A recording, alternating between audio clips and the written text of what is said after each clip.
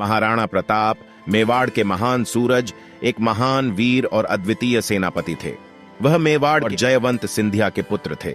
महाराणा प्रताप का जन्म 9 मई 1540 को हुआ था और उनका निधन 19 जनवरी 1597 को हुआ था।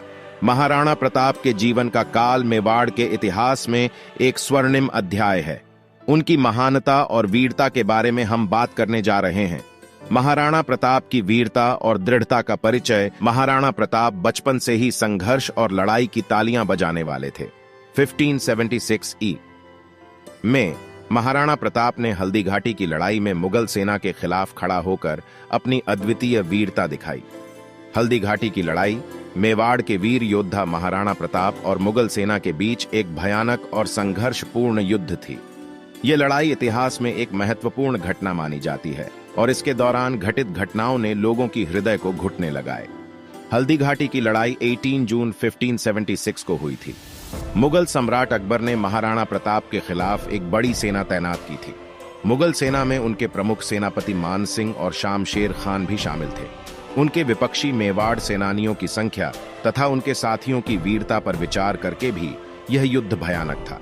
युद्ध की शुरुआत पर दोनों पक्षों ने बहुत ही जोश और संयम से लड़ाई चलाई। मेवाड़ सेना के बहादुर सेनानियों ने एक दूसरे के साथ अद्वितीय युद्ध किया। मुगल सेना ने शस्त्रों, तोपों और हाथियों के साथ तालमेल किया और एक बड़ी विशाल सेना की रूपरेखा बनाई। राणा प्रताप अपनी सेना के साथ भयानक संघर्ष करते हुए अद्वितीय वीरता और अदम्य धैर्य का प्रदर्शन किया। वे अपने सेनानियों को प्रेरित करते रहे और खुद भी सशस्त्र रूप से संघर्ष करते रहे। युद्ध के दौरान महाराणा प्रताप ने अकबर के प्रमुख सेनापति मानसिंह के साथ एक योद्धा विराम लड़ाई लड़ी। वे एक दूसरे को कई बार काटने और मारने की कोशिश करते रहे, परंतु किसी को भी अंतिम जब्ती नहीं हो सकी। युद्ध के दौरान मेवाड़ सेना को तेजी से हर तरफ घेरा गया था। भारी मुगल सेना के दबाव में राणा प्रताप की सेना कमजोर हो रही थी।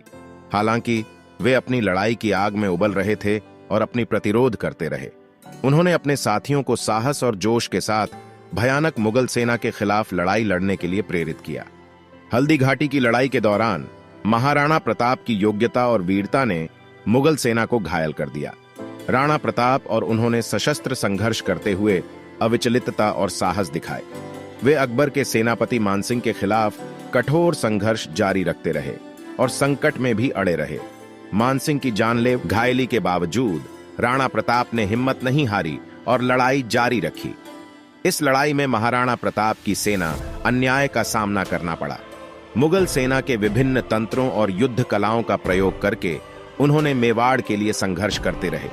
राणा प्रताप के साथियों ने अपनी प्राणों की भी परवाह नहीं की और खून के रिश्तों का पालन करते हुए संघर्ष किया।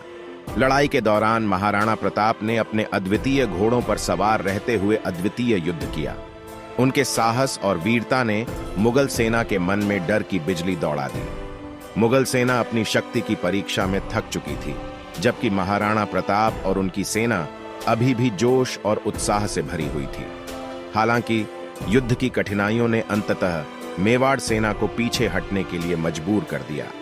महाराणा प्रताप ने वीरता के साथ लड़ते हुए अनेक घायली प्राप्त की और इनमें से एक जख्म उनकी चाटी पर पहुंचा।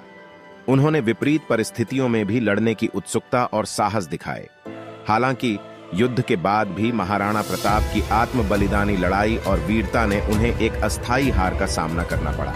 वे अपनी राजनीतिक स्वतंत्रता को बरकरार रखने के लिए अपनी राजधानी चित्तौड़गढ़ से अन्य भूमिगत कियानगढ़ में स्थानांतरित हो गए। वे वहां संगठन करके अपने स्वतंत्रता को संजोया और मेवाड़ की स्वाधीनता के लिए संघर्ष जारी रखने का निर्णय लिया।